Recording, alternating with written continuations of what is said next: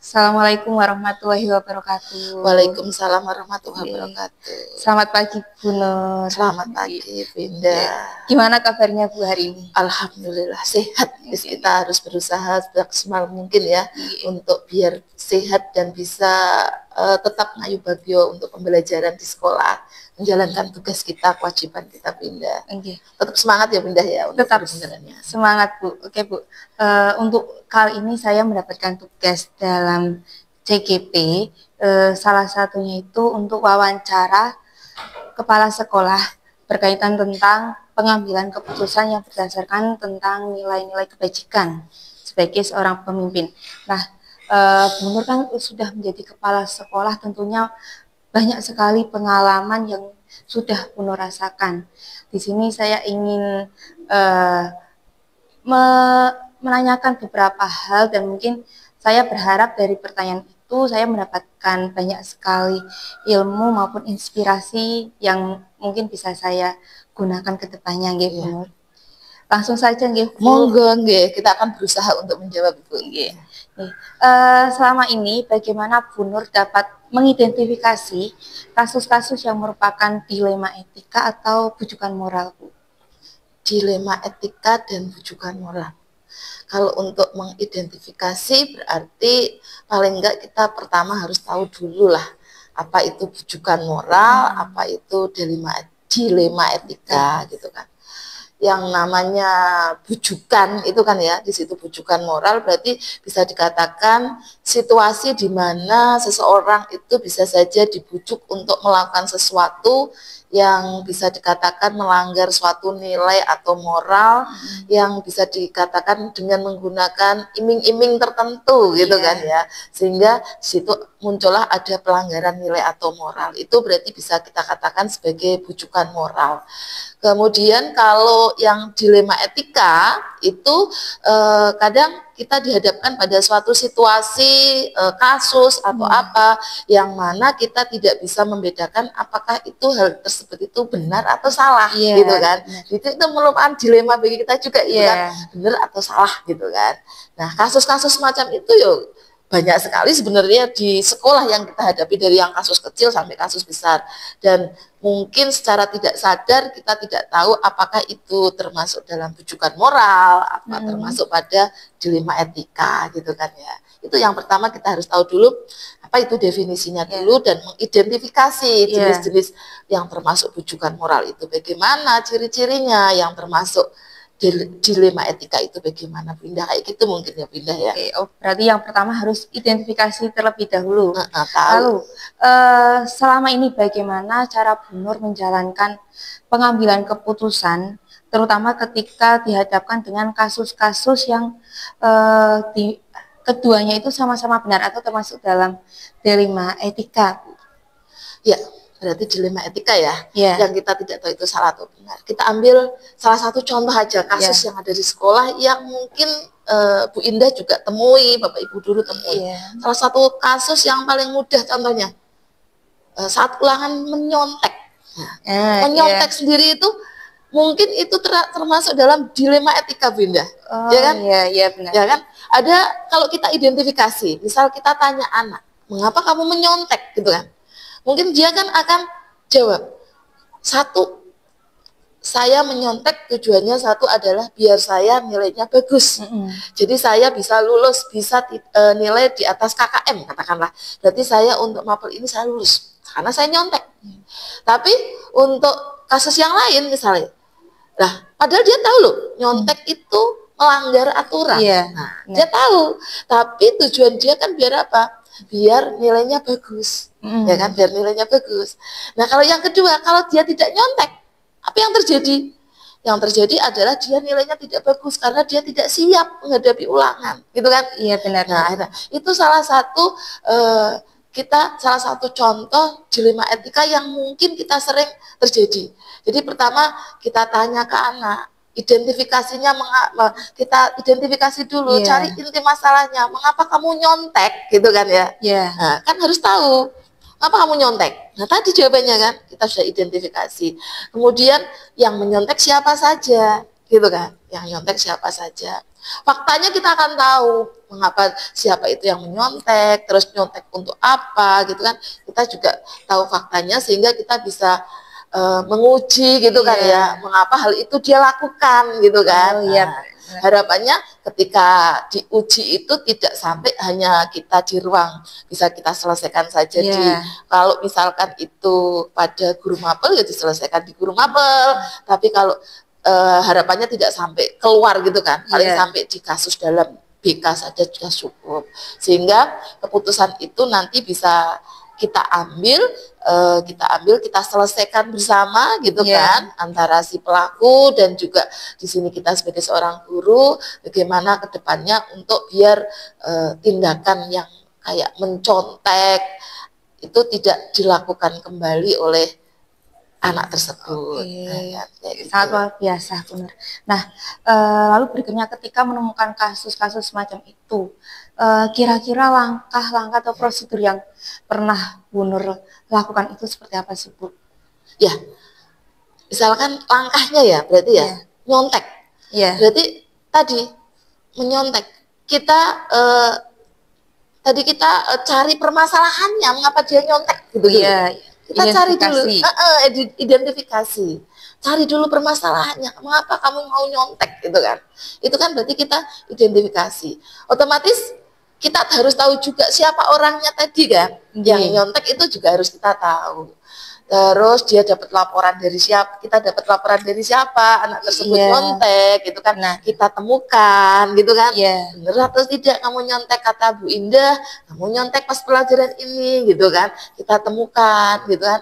Kemudian di situ kembali lagi kita apa ya, bahasanya di situ setelah kita tahu identifikasi masalahnya, kemudian kita menemukan si pelaku dan iya, juga orang-orang yang bersangkutan di kasus iya, tersebut, kemudian kita selesaikan. Kalau secara secara apa ya, kalau secara kekeluargaan di SMA, yuk kita yang penting tahu kasus dia apa, siapa pelakunya, mengapa dia melakukan, iya, kemudian manfaat buat kamu apa, iya, tahu nggak kesalahan itu menyalahi aturan atau tidak, iya, terus mau dilakukan lagi atau bagaimana caranya agar kamu itu tidak lakukan, melakukan iya, gitu kan. Kemudian kita ambil kesimpulan bersama, harapannya itu bisa menjadi refleksi kita bersama untuk ke depannya. kedepannya semakin Oke. bagus gitu. Nah, lalu hal apa saja sih Bu yang selama ini Bu Nur anggap efektif dalam pengambilan keputusan khususnya pada kasus-kasus seperti dilema etika? Yang dianggap efektif ya. Iya. Yang pertama itu kita harus bisa dari hasil pengambilan keputusan itu bisa kita gunakan untuk refleksi diri gitu kan Iya. ya, untuk bisa kita semua untuk melakukan suatu refleksi diri sehingga kita dapat pengambilan keputusan yang kita ambil itu bisa kita jadikan sebagai evaluasi. Nah, kemudian untuk tindak lanjut ke depannya. Kalau efektifnya yuk ketika pengambilan keputusan itu kita langsung ketika ada suatu permasalahan kita langsung panggil, kemudian kita secara musyawarah itu Iya. yang penting gitu kan ya. Iya. Secara musyawarah yang itu yang penting, dan ketika di kegiatan musyawarah itu bersama kan akan timbul hasil yang bisa digunakan untuk refleksi bersama dan kita bisa melakukan evaluasi dan tindak lanjut ke depannya biar semakin bagus. Jadi kalau yang efektifnya kita ambil dari musyawarah, kemudian kita minta pendapat dari mungkin beberapa orang sekeliling kita yang bisa Bapak Ibu guru. gitu, yang kan tadi misalnya nyontek, berarti kan Iya. kita harus minta pendapat masukan dari yang lain Iya. juga gitu kan. Jadi dari musyawarah itu tidak diputuskan sendiri, karena saya itu sebagai kepala sekolah, sebagai pengambil kebijakan, maka saya akan melibatkan di dalamnya adalah siswa tersebut, kemudian guru mapelnya, mungkin guru BK dan kurikulum kesiswaan, sehingga mereka bisa ikut bersama-sama gitu. Pastinya ketika ada dilema etika, kita juga selain menemukan tadi adanya hal efektif, tentu juga akan menemukan sebuah tantangan, Bu. Nah, pernah enggak Bu Nur mendapatkan tantangan-tantangan dalam pengambilan keputusan dilema etika tersebut? Tantangannya itu kadang ya, kita itu kan bicara di sini dengan orang ya kan. Iya. Kadang hubungannya dengan mungkin perasaan gitu kan, mengambil itu kan buat dia nanti itu menyakitkan atau tidak. Jadi hubungannya dengan sikap kita, moral kita gitu kan. Benar, kalau saya ambil langsung kayak gini, dia bagaimana kan di situ kasihan enggak dia gitu kan. Jadi lebih memikirkan ke depannya seperti apa. Kalau saya bilang jangan lakukan itu, ini kamu jadi kan kasihan ke depannya itu moral dia bagaimana, sikapnya bagaimana. Itu kadang tantangannya di situ ya kan. Jadi tidak langsung serta-merta kita ambil karena kita memikirkan perasaan dia juga gitu. Yang menjadi tantangan jadi guru itu salah satunya itu, ini kalau begini nanti anaknya gimana? Nah, makanya itu kan kita jaga perasaan gitu, jaga perasaan itu merupakan tantangan gitu kan. Kalau itu berlaku untuk dia, tapi bagaimana kalau itu di posisi saya juga? Iya, itu kan di posisi saya juga. Jadi situ itu tantangan terbesarnya kayak gitu. Lalu untuk jadwal ketika ada kasus-kasus seperti itu, khususnya dilema etika, ada nggak sih Bu jadwal khusus yang Bu Nur terapkan atau buat untuk menangani kasus-kasus dilema etika? Kasus dilema etika kan kadang kita temui juga secara langsung ya di lapangan. Jadi misalkan saja tadi kasus nyontek atau di kelas yang paling gampang kita temui ketika pembentukan kelompok, kadang anak kan cenderung untuk memilih sendiri circle-nya gitu kan. Nah aku milih taruh kain kok sama dia, saya yang bekerja sendiri karena dia itu tidak bisa bekerja sama atau gimana. Itu maka untuk menyelesaikan saya sifatnya tidak terjadwal tapi fleksibel. Menyesuaikan. Jadi ketika itu ada suatu permasalahan, maka bisa saja kita langsung selesaikan masalah tersebut. Jadi kalau terjadwal kan di situ untuk menyelesaikan waktunya di bulan ini atau minggu ini. Tetapi karena kasus itu saya kira itu perlu ditindaklanjuti saat itu biar tidak berkembang, maka secara melakukan penyelesaian kasus dilema etika itu tidak terjadwal, tapi sifatnya kalau saya itu fleksibel aja. Fleksibel. Tentunya ketika ada kasus-kasus tersebut kan ada orang-orang yang membantu Bu Nur. Nah, ada nggak sih Bu orang-orang atau faktor-faktor yang selalu mendukung Bu Nur atau selalu ikut serta dalam penyelesaian dilema etika? Matur suwun. Nah, kita kan di sini kan dalam satu organisasi, satu struktur gitu kan ya, bahwa di sekolah, tadi kasus di sekolah, saya sebagai kepala sekolah, itu satu tadi saya sudah mengatakan saya itu sebagai pengambil kebijakan gitu kan. Tetapi dalam mengambil suatu keputusan kebijakan itu tentunya saya membutuhkan fakta-fakta dan faktor-faktor lain. Jadi tidak serta-merta. Maka situ dalam pengambilan keputusan itu saya tetap melibatkan stakeholder yang ada di sekolah gitu kan ya, stakeholder yang di sekolah yang ada hubungannya dengan kasus dilema etika tersebut. Misalkan saya di situ saya membutuhkan dari guru ya kan, saya juga mungkin bisa dari Waka dan juga BK. Jadi ada faktor-faktor dari guru-guru yang lain yang bisa membantu untuk saya memutuskan pengambilan keputusan ya kan, sehingga nanti kalau mereka sudah bermusyawarah keputusannya kayak gini, berarti tinggal saya untuk kebijakannya bagaimana. Tetap saya dibantu, tidak serta-merta atas pemikiran saya sendiri. Lalu yang terakhir ini bukan dari kasus-kasus yang sudah banyak sekali Bu Nur temui khususnya dalam dilema etika, pengalaman atau pembelajaran apa sih yang bisa Bu Nur ambil atau bisa Bu Nur bagikan mungkin untuk kami atau untuk saya khususnya yang saat ini sedang menempuh CGP gitu. Coba CGP ya. Kasus-kasus seperti itu. Jadi ya kita kalau kita menemui misalkan kayak kasus dilema etika sendiri ya. Mungkin kita sebagai seorang guru memang dilema etika itu banyak sekali ya kan di sini. Nggak usah yang paling sampai kasus yang kita pikirkan itu kita ruwet gitu kan.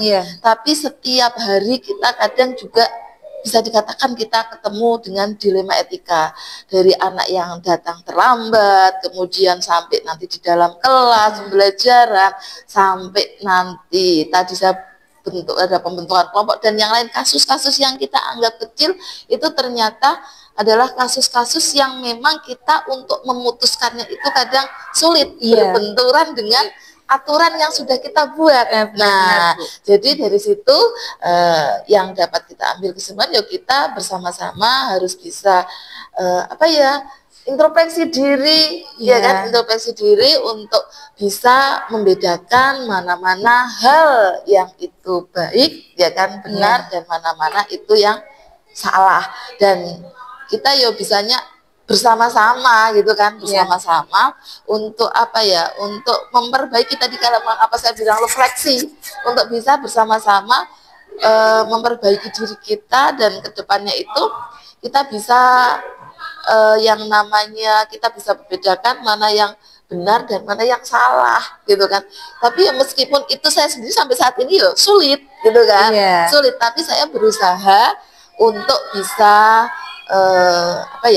dalam pengambilan keputusan tersebut, terutama pada dilema etika, kita bisa menjaga perasaan orang lain gitu kan, karena sesuatu hal memang kita perlukan yang namanya koordinasi. Nah, koordinasi itu kita bisa saling koordinasi, kolaborasi, saling bersinergi gitu kan, sehingga kita akan tahu permasalahannya di sekolah bisa kita putuskan bersama sehingga menghasilkan hal yang baik, kalau menurut saya kayak gitu. Terima kasih Bu Nur atas waktunya. Semoga apa yang tadi Bu Nur sampaikan, yang Bu Nur bagikan untuk saya maupun teman-teman yang lain itu bisa menjadi inspirasi, bahkan pembelajaran untuk kita, agar kedepannya ketika dalam mengambil sebuah keputusan itu tidak langsung serta-merta hasil keputusan sendiri. Harus memikirkan banyak hal, utamanya mungkin kedepannya untuk siswa bagaimana. Jadi kita tidak perlu tergesa-gesa dalam mengambil keputusan. Mungkin itu saja ingin saya tanyakan, dan terima kasih atas waktunya. Terima kasih Bu Indah, semoga sukses, lancar. Amin. Kegiatan ini, pembelajarannya dan hasilnya juga bagus ya Bu Indah.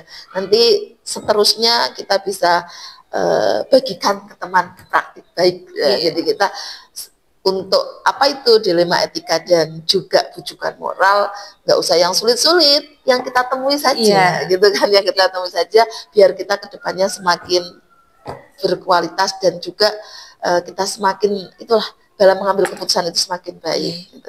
Terima kasih Bu Nur. Sama-sama Bu Indah. Wassalamualaikum warahmatullahi wabarakatuh.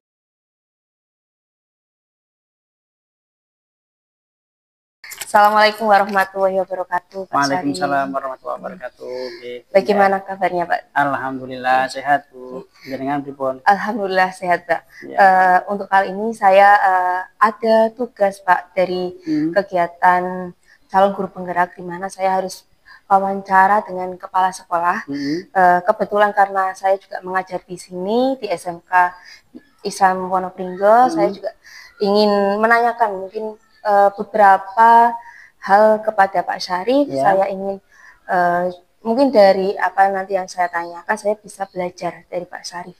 Karena Pak Syarif kan kepala sekolah dari SMK ini ya. Nah, untuk pertanyaan pertama, selama ini bagaimana Bapak dapat mengidentifikasi kasus-kasus yang merupakan dilema etika atau bujukan moral, Pak? Beberapa kasus yang menurut kami, hemat kami adalah salah satu permasalahan dilema etika atau moral itu biasanya ada beberapa kepentingan di dalamnya. Gitu. Jadi kalau kita melihat permasalahan yang terjadi itu ada, entah itu bentuknya perorangan atau kelompok, itu kalau mereka punya kepentingan tertentu itu kita bisa melihatnya bahwa itu adalah permasalahan yang menyangkut terhadap kepentingan-kepentingan satu individu atau satu kelompok tertentu. Jadi ada muatan kepentingan di dalamnya. Oh, berarti melihat dulu ini kasus yang melibatkan perorangan ataupun kelompok. Jadi bisa perorangan, bisa juga kelompok gitu. Lalu selama ini bagaimana Pak Syarif menjalankan ketika ada kasus itu kan pasti ada pengambilan keputusan untuk mengambil keputusan tersebut. Nah, bagaimana cara Pak Syarif dalam mengambil keputusan itu? Biasanya saya melihat konteks permasalahan. Kalau kita membutuhkan pengambilan keputusan yang cepat, maka saya secara pribadi mengambil keputusan berkaitan dengan masalah tersebut dengan mempertimbangkan beberapa hal. Tapi jika memang tidak begitu mendesak, maka saya perlu berkoordinasi ataupun dalam rangka untuk memperbanyak data terkait dengan permasalahan itu. Bisa berkoordinasi dengan pihak-pihak terkait ataupun dengan orang-orang yang terlibat di dalam permasalahan itu. Nah, baru kalau sudah datanya lengkap, saya bisa melihat dari dua sisi.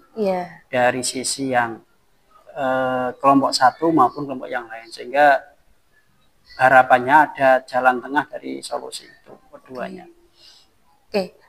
Tapi bagaimana kalau semisal kasus tersebut ketika mengambil keputusan ternyata kasus ini tuh punya nilai dua-duanya sama-sama benar, Pak.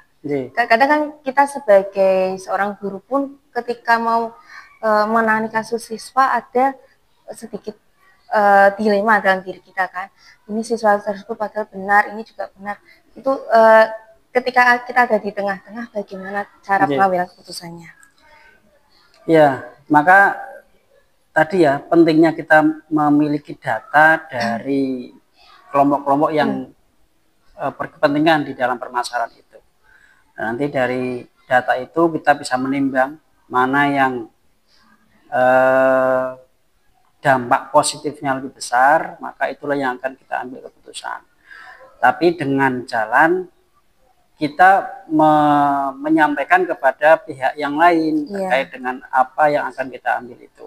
Jadi sebelum disampaikan secara umum kita butuh bertemu dulu kepada pihak-pihak yang bermasalah sehingga keduanya bisa menerima dan legowo terhadap apa yang kita ambil.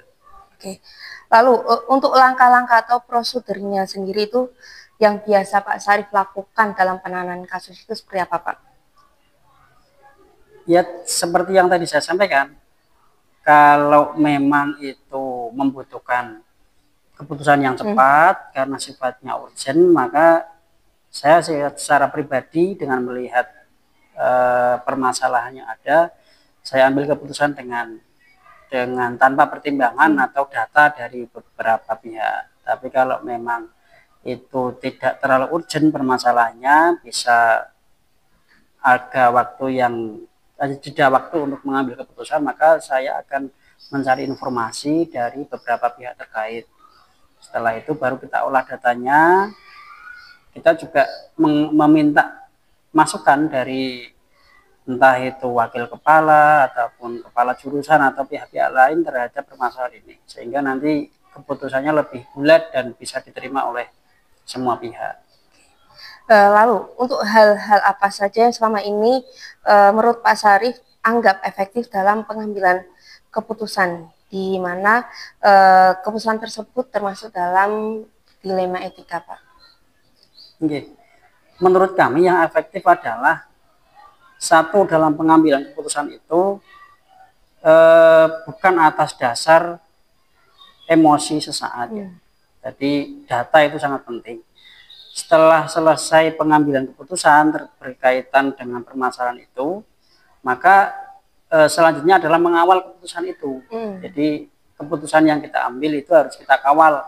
Kita mendampingi pihak-pihak yang secara langsung terdampak dari keputusan kita, sehingga sampai dengan tentu kalau kita mengambil keputusan itu ada pihak yang kan keputusan itu tidak akan semuanya memuaskan semua pihak. Jadi pihak-pihak yang tidak terpuaskan kita dampingi betul sampai dengan mereka pada akhirnya benar-benar legowo menerima keputusan itu, sehingga semuanya bisa berjalan sesuai dengan mestinya. Oke. Pastinya ketika mengambil sebuah keputusan kan ada sedikit tantangan, namun tantangan yang dihadapi. Nah, tantangan seperti apa saja yang pernah Pak Syarif hadapi? Mungkin ketika Pak Syarif pernah menghadapi pengambilan keputusan. Sebenarnya tantangan terbesarnya adalah kepada person-person itu, Bu. Person-person yang bermasalah. Kalau keputusan itu hanya menyangkut apa ya, program misalkan ya, program yang tidak berjalan sesuai dengan mestinya, itu lebih mudah kita tangani. Tapi kalau permasalahannya adalah berkaitan dengan person by person atau kelompok by kelompok, itu yang menjadi tantangan, karena berkaitan dengan manusia yang punya rasa yang harus kita jaga. Benar, itu tantangan terbesarnya di situ. Lalu, adakah jadwal tertentu dalam penyelesaian atau pengambilan keputusan itu? Kalau seperti yang tadi saya sampaikan, kalau masalahnya urgent maka segera saya ambil keputusan. Kalau tidak urgent, bisa membutuhkan waktu yang lama untuk penyelesaiannya, maka kita ambil setelah ada pertemuan antara beberapa pihak itu. Tapi untuk waktu pastinya tidak ada, Bu. Kalau permasalahannya datang secara insidental ya. Tapi kalau permasalahannya itu sudah dipandang kontinu berlanjut, maka pembahasan permasalahan itu ada dalam koordinasi Dewan Guru dan yang lainnya. Di sini tadi kan Pak Syarif bilang mungkin ada yang masalah urgennya berarti langsung diselesaikan, yang masalah mungkin bisa diselesaikan nanti, kita mungkin ada jadwal tertentu. Nah, dari kedua ini, adakah perbedaan dalam prosedur penyelesaiannya? Tentu sangat berbeda sekali. Kalau yang urgent itu berarti butuh segera ada keputusan, sehingga ada tindak lanjut, maka kita akan memangkas banyak prosedur atau SOP ya. Idealnya memang keputusan itu diambil berdasarkan data-data yang kita kumpulkan. Tapi kalau memang urgent dan harus segera ada keputusan, kita tidak ada waktu untuk mengumpulkan banyak pihak untuk mencari data, maka berdasarkan pengetahuan saya pribadi saja untuk memutuskan. Tapi kalau memang itu ada jangka waktu yang cukup untuk pengambilan keputusan, maka prosedurnya itu saya mencoba untuk mencari data, mengumpulkan beberapa pihak terkait. Setelah ketemu data terkumpul, maka kita bisa mengambil keputusan dengan lebih pas lah di tengah-tengah gitu. Lalu tentunya ketika mau mengambil keputusan adalah pihak-pihak atau faktor-faktor yang memberikan semangat atau memberikan kemudahan membantu Pak Syarif. Nah, mungkin Pak Syarif bisa menceritakan orang-orang yang membantu Pak Syarif ketika dalam pengambilan keputusan, atau faktor-faktor apa saja sih yang membuat Pak Syarif mudah dalam mengambil sebuah keputusan? Memang dukungan itu sangat luar biasa ya dibutuhkan dalam proses pengelolaan sekolah. Tentunya kalau kita melihat permasalahan yang ada, kalau permasalahan yang muncul itu di bidang kesiswaan, maka yang paling banyak berperan adalah wakil kepala bagian kesiswaan. Itu yang akan lebih mensupport, walaupun misalkan ada berbeda pendapat antara saya secara pribadi kepala sekolah terhadap wakil kepala bagian kesiswaan. Tapi pasti pada akhirnya kalau memang permasalahannya adalah di pengelolaan kesiswaan, maka di bidang kesiswaanlah yang memberikan support terbesar dalam keputusan itu. Sama juga dengan bidang yang lain, kurikulum ataupun sarpras, maka di orang-orang yang berada di bidang itulah yang akan memberikan support besar terhadap keputusan-keputusan yang kita ambil. Ya, berarti adanya kerjasama di satu tim atau sama rekan kerja itu berarti sangat penting ya, sangat Pak, penting sekali membentuk kualitas kita. Ya. Lalu adakah yang ingin Pak Syarif sampaikan berkaitan tentang pembelajaran apa sih yang dapat diambil oleh Pak Syarif ketika dalam mengambil sebuah keputusan? Pembelajaran yang paling penting adalah kepala sekolah tidak boleh emosional dalam menghadapi situasi apapun, dalam menghadapi permasalahan yang muncul bahkan tanpa terprediksi sebelumnya. Itu ketenangan emosi itu sangat penting, sehingga kebijakan yang diambil atau keputusan yang diambil itu tidak emosional, sehingga ternyata kurang begitu efektif gitu. Menurut saya yang paling penting itu. Yang kedua adalah merangkul semua pihak dalam pengambilan keputusan itu. Kita tidak bisa mengabaikan masukan, saran dari pihak lain ya. Sekecil apapun itu masukannya perlu kita tampung, kita jadikan sebagai referensi untuk pengambilan kebijakan, sehingga mereka semua pun merasa memiliki peran yang penting ya, tidak kita abaikan dalam pengelolaan ini. Luar biasa sekali pengalaman dari Pak Syarif.